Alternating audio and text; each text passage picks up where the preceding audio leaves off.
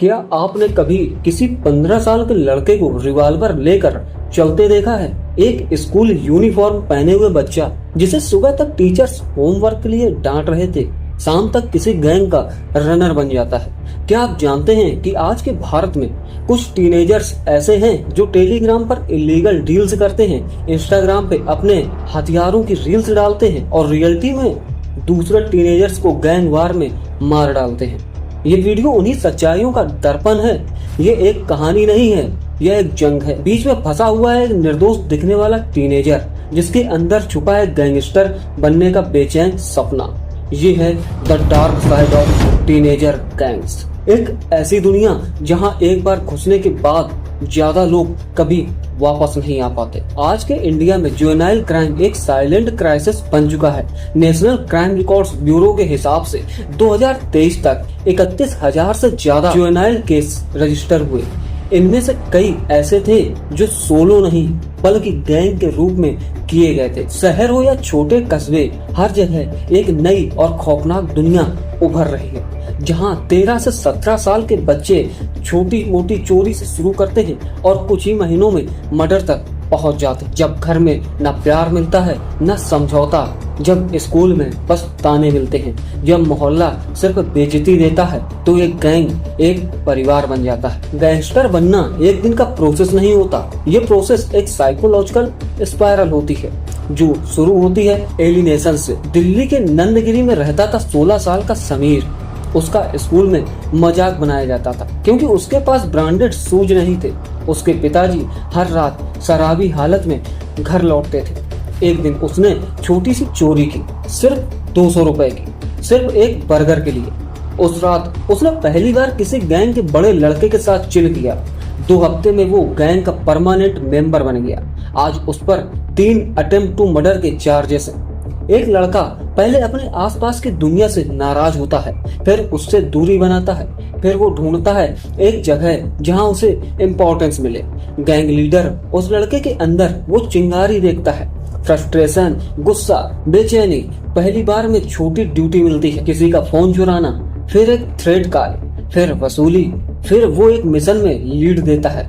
हर mission के बाद उसका स्टेटस बढ़ता है। उसे लगता है कि मैं किसी काम का हूँ। एक टीनेज गैंग के अंदर भी एक हायरार्ची होती है, बिल्कुल एक कॉर्पोरेट कंपनी की तरह। लीडर जो डिसीजन लेता है, रनर जो काम करता है, बेट जो टारगेट को ट्रैप करता है, इन्फॉर्मर जो पुलिस के मूवमेंट्स बताता है।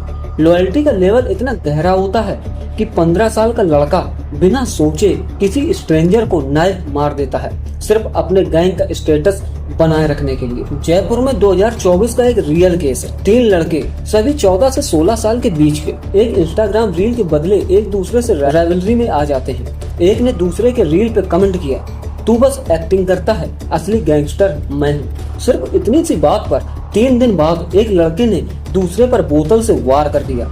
सब कुछ रिकॉर्ड हुआ और वायरल भी हुआ। इस केस में एक लड़के की आंख हमेशा के लिए चली गई। एक वक्त था जब गैंग्स अंडरग्राउंड होते थे, आज वो लाइव स्ट्रीम करते हैं। इंस्टाग्राम, स्नैपचैट और टेलीग्राम, ये 3 प्लेटफॉर्म आज के टीनेजर गैंगस्टर के टूल्स बन चुके हैं। हरियाणा में 2023 में एक गैंग ने अपनी इलीगल गन शोकेस करते हुए रील डाली। कैप्शन था, देसी डोंट प्ले फेयर। एक हफ्ते में 70,000 व्यूज। उसके बाद एक लड़की इम्प्रेस्ड होकर उनसे मिलने गई और फिर उसे ब्लैकमेल किया गया। सोशल मीडिया एक नया बैटलफील्ड है जहां हर गैंग अपने फेम के लिए कंटेंट क्रिएट करता है। रील्स में अपने हथियार गैंग के लोगों को दिखाए जाते हैं। फॉलोअर्स के लिए ये सब ग्लैमरस लगता है, पर असली कहानी सिर्फ दर्द भरी ही होती है। एक टीनेजर के दिमाग में सबसे ज्यादा जरूरत होती है आइडेंटिटी और एक्सेप्टेंस की। जब उसे भाई बुलाया जाता है, जब उसके एक ऑर्डर से कोई काम हो जाता है, जब लोग उससे डरने लगते हैं, उस वक्त उसका ब्रेन डोपामाइन रिलीज करता है। हर बार जब वो सक्सेसफुल मिशन करता है, एक वसूली, एक धमकी, वो प्लेजर रिपीट होता है। ये डोपामाइन एडिक्शन है। साइकोलॉजिस्ट कहते हैं कि ये प्लेजर सेंटर उतना ही स्ट्रॉन्ग होता है जितना ड्रग्स लेने पर होता है। गैंग कल्चर उन्हें एक इंस्टेंट आइडेंटिटी देता है, एक नाम, एक रिस्पेक्ट, एक डर, जो उन्हें स्कूल, घर या मोहल्ला कहीं नहीं मिलता। इसलिए जब उन्हें कोई नया आइडेंटिटी देना चाहता है, जैसे रिहैबिलिटेशन, तो वो उस तरफ जाने से डरते हैं। क्योंकि वहाँ डोपामाइन का रिवॉर्ड नहीं होता। जब एक टीनेजर क्राइम में जाता है तो सिर्फ एक केस नहीं बनता, एक परिवार बिखर जाता है। बिहार के नवादा में एक लड़का शुभम, जिसने गैंग के कहने पर एक ज्वेलरी स्टोर में लूट की। उसकी माँ स्कूल टीचर थी। उसके अरेस्ट होने के बाद माँ ने जॉब छोड़ दिया।